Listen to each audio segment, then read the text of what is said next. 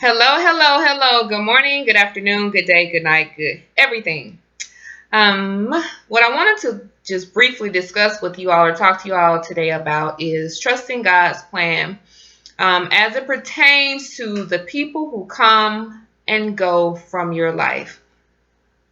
And I thought about this because yesterday I was talking to a friend of mine and we were just talking about different situations that we've been in where we maybe had a friend or someone we thought would be in our lives forever and for whatever reason they weren't there or they're no longer there because she started talking about a friendship that she'd had for many, many years and then most recently the individual decided that she didn't want to be her friend anymore. And so of course it was hurtful for her because she didn't really see it coming. They'd been through a lot together and the person just decided that, hey, I don't really want anything else to do with you. And so we started talking about that, and it made me think about a similar situation that I had been in a few years back. It's been a long time, in which I was friends, or I thought we were friends, y'all. But I was friends with this person, and then just out of the blue, she just decided that she didn't really want to have anything to do with me. And to be fair, once I was removed from that situation, I can't say it was out of the blue. There were always signs there. I just overlooked a lot of things, like sometimes we do, because I think sometimes we see people as ourselves. And since I didn't really have any ill intent or anything in my heart towards her whenever she did something or said something, I just thought she was just having a bad day, or maybe she's not meaning this the way that I was taking it. So I just disregarded it.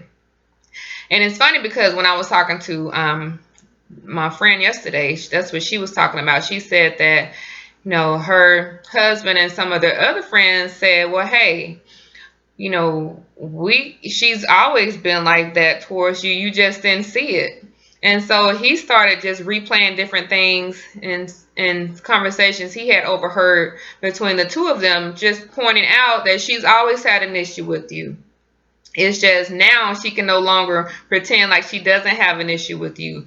Because sometimes people will hang around you. They know they have a problem with you in their hearts, but they also know they don't have a reason or a right to. So sometimes I think they're just there until hoping that it'll change. But only God can change our hearts. So if you have envy and jealousy or unforgiveness or anything in your heart towards another person, that's not something that you can practice away or will away or pretend away. It's there until you allow the Lord to remove it.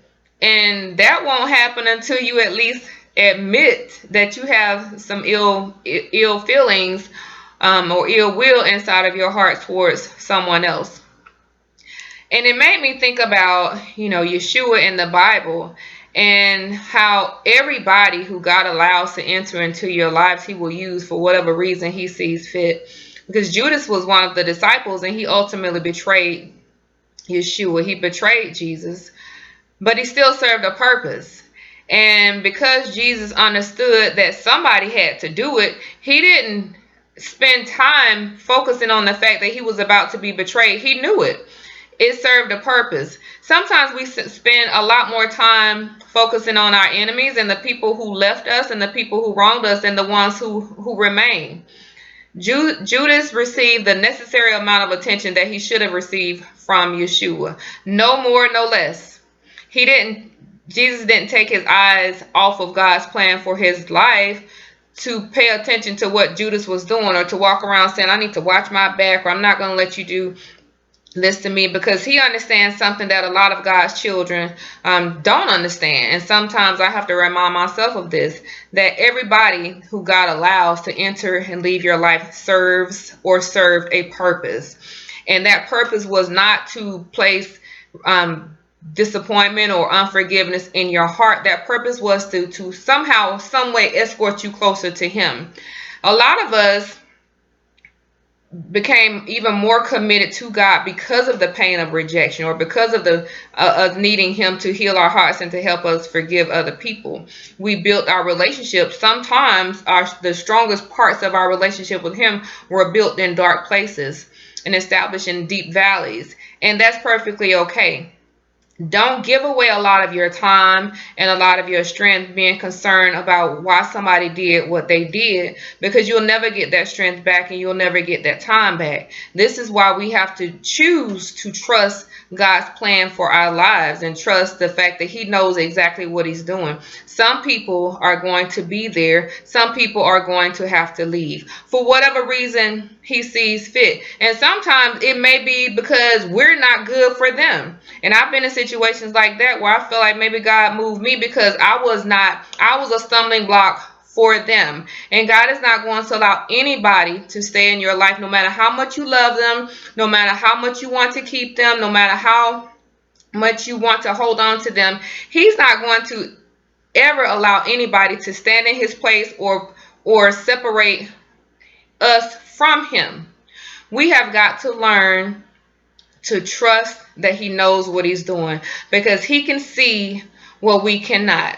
And people, for a brief period of time, they're going to pretend they're going to do what they do, but time is going to expose them for who they are. And that's why when God shows you somebody's heart, you take Him at His word. And if He says that in their hearts they have killed you, it didn't matter that Judas was up there breaking bread and sipping on whatever he was sipping on, his little tea. I want to say wine, but I don't know what they was eating. I know it was some bread there because that's all they was eating, bread. But it didn't matter that he was up there. It said he kissed Jesus. But Jesus knew, you can kiss me with your lips, but in your heart you have killed me already. So stop paying attention to what people are doing and pray. You have more than ever, especially now when you look at the news and there's so many different people who are causing harm to themselves and their families and their children and even their friends. So much stuff going on. More than now, we have got to learn to pray about everybody who comes into our lives. Hey, Lord, what is this? Is this, now I don't want to say friend or foe, because just because somebody isn't who we want them to be doesn't make them an enemy. But you've got to know the role that they're going to play for you and the role you're going to play for them. And trust that when God says, yes, this is a temporary situation, I want you all to be there to encourage each other and build each other up. It's not going to be long lasting, but for now, work it out. And if somebody else comes along and they end up injuring you, let your recovery be quick. And don't allow the root of unforgiveness or bitterness to take place. And anytime God shows you somebody's heart towards you, spend more time being grateful to Him for showing you than being angry with them for what's in their heart. Because at the end of the day, what's in our heart is between us and God. And that's why when I hear people say, God knows my heart, you're absolutely right. And the Bible tells us, He says to guard it, and He also says that it's desperately wicked. So all of us have the potential to be used by God and the adversary. So we have to pay attention to ourselves and the thoughts that we think and the stuff that we allow to enter and the fruit that we are bearing. Because sometimes we overlook our own stuff, and we don't overlook other people, but we overlook the stuff that we're doing. So anytime you examine yourself up against the word and you see that in your heart you have unforgiveness towards somebody, in your heart you have bitterness or envy or jealousy in your heart towards somebody, you have got to allow the Lord to purify your heart and to get that out of you. Otherwise, instead of being Peter or one of the other disciples, don't talk bad about Peter. I like Peter. Peter got it together at the end. But instead of being one of the remaining 11, you're gonna be Judas. And none of us want to be Judas, because Judas didn't make it home. But I wanted to encourage you and just remind you to trust God's plan for your life as it pertains to the people who He allows to come and those who He allows to leave.